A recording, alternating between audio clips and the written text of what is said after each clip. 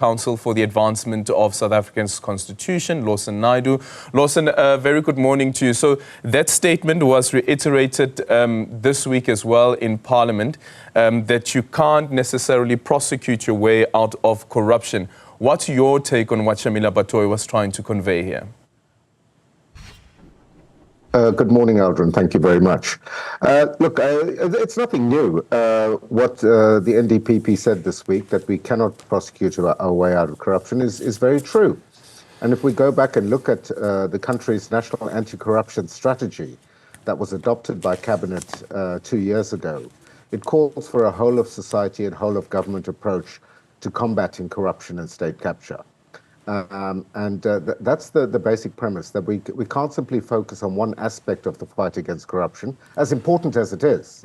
And prosecutions are incredibly important as part of this process. But we've got to strengthen institutions of governance, we've got to strengthen law enforcement agencies, and we've got to put in place the necessary mechanisms and measures to prevent systemic corruption from taking root in our institutions. The Zondo Commission has already told us the kinds of weaknesses in key state institutions that exist. They've made recommendations as to what needs to be done in order to combat corruption. And regrettably, I mean, Casack and Parry had a conference just over a week ago where it was pointed out that the rate of progress in implementing those recommendations has been very, very slow. Who is supposed to take blame for that? Well, I think it's government, it's the executive, it's the president, it's parliament, and the institutions themselves. And, you know, there are attempts and there's been some successes in rebuilding the capacity of the state in certain areas. One thinks of SARS, the NPA, the Hawks, but much more needs to be done in respect of all of those institutions. We finally have the investigating directorate in the NPA being made a permanent entity. But as was pointed out by Advocate Paul Pretorius, who was the evidence leader at the Zondo Commission, that whereas the Zondo Commission had 100 dedicated full-time investigators while they were operating, the investigating directorate now in the NPA only has 22 investigators to deal with these, many hundreds, if not thousands of cases that are going to be coming before them. So it's a capacity issue, it's a resourcing issue, and we need to see more urgent action from government in terms of making sure that those resources are available to be able to do that. In addition to that, Aldrin, the National Anti-Corruption Advisory Council submitted a midterm report to the president about 6 months ago, and there's been no response to that as yet. The chair of the NACAC, Professor Feroz Kachalia, has indicated that they have recommended the establishment of an anti-corruption agency, which they are calling the Office on Public Integrity, which would take this broader remit and deal with issues around prevention of corruption, conducting proactive investigations into areas of systemic corruption and how to combat that, including investigating and referring matters to the Hawks, to the ID, or directly to the NPA for prosecution. So we have this national anti-corruption strategy, which speaks to an integrated approach and a holistic approach to combating corruption, but the pace of implementation has been regrettably slow. Yeah. How would that agency that Professor Kachalia is proposing be different to the proposal that has been made by the Democratic Alliance with the Anti-Corruption Commission, where they say it should almost take the shape of a Chapter 9 institution? Yeah. Well, the Office on Public Integrity that the NACAC is proposing, they're also proposing that it be created as a Chapter 9 institution. The key difference is that the Office on Public Integrity would not have prosecutorial powers. They would investigate and refer matters to the NPA for prosecution, or to the ID for prosecution. So it's not taking away any prosecutorial powers from the NPA, but simply adding a layer of investigative capacity and taking a broader look at areas where systemic corruption happens, whether it be in education departments, in hospitals, in the Department of Health, in provision of water and sanitation, and the like, and really take a deep dive into those institutional frameworks identify the weaknesses and put in place binding recommendations to fix those problems that exist. Yeah, and here's the problem with that, is that if the agency only has the power to make referrals for prosecution, how different is that, for instance, to the work being done by the SIU? And just bear with me here, Lawson, because in that briefing in Parliament, the point that was stressed also by Shamila Batohi was that not only are they losing skilled staff members to the private sector, but they're also losing them to the SIU, the very same SIU that also makes referrals to the NPA for consideration for prosecution.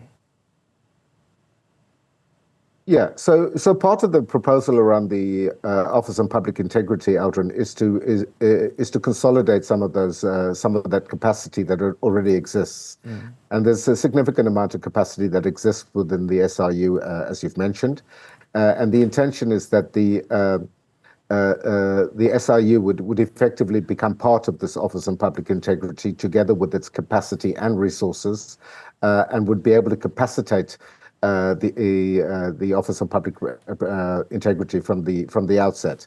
So, and the other big difference, I think, if you look at the proposal that's been put on the table from the DA in terms of a private member's bill in Parliament, that would take a couple of years at the very least to go through the legislative changes necessary and so on. Whereas the NACAC is suggesting that this Office on Public Integrity could be put in place in a matter of months. Because the institutional mechanisms are there, and there would be a framework agreement in terms of collaboration between other key stakeholders, such as the Hawks, the ID, and the NPA itself.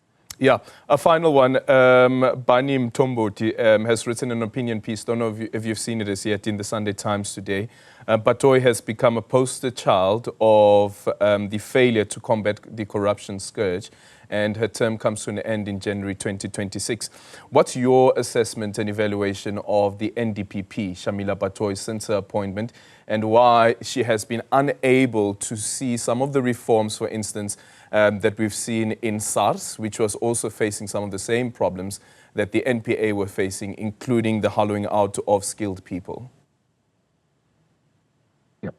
No, look, I think the first point to make here, Eldrin, is that there's a misunderstanding in terms of the role of the NPA. People think that one can simply take, for example, the evidence that was presented at the Zondo Commission, dust it off, repackage it, and take it to court and secure prosecution. That's not the case. The Zondo Commission was a process where they looked at the evidence before them on the balance of probabilities and made findings and recommendations on that basis. To prosecute a criminal case of corruption or state capture, one needs the evidence that's going to stack up beyond all reasonable doubt. It's a much higher evidentiary burden on the NPA. They've got to investigate and corroborate the evidence and information that is available, and we already know that they've had some difficulty in getting access to the full Zondo Commission database, as an example. But it's also about issues around capacity, and there has been progress in the NPA in terms of rehabilitating the institution, but it's a long way to go. And one of the things that hampers the NPA, its dependence on the Department of Justice for its resources. The accounting officer for the NPA is in fact the Director General of Justice, and not someone within the National Prosecuting Authority, which we believe is something that needs to be changed. So it's about properly empowering and resourcing the NPA to become fit for purpose. And also, we also have this tendency to look at the success or failure of the NPA through the narrow prism of how they do in terms of prosecuting state capture cases. That's less than 1% of the caseload that the NPA faces. They prosecute over 850,000 cases a year that deal with ordinary victims of crime. And so I think we need to look at the performance of the NPA in that context, that they are also reliant on receiving dockets from SAPS or the Hawks in order to prosecute cases. So is there room for improvement in the NPA? Absolutely there is. There really ought to be significantly more prosecutions than there are at the moment, but we must also not lose sight of the fact that there have been a large number of successful prosecutions already. So I don't think it does anyone any good to keep criticizing the NPA without coming up with constructive proposals of how do we strengthen the capacity of that key institution. And they've laid bare what those issues are. It's around the independence, it's around the resourcing and the like. Thank you so much for your time. Lawson Naidoo there is the Executive Secretary of CASAC.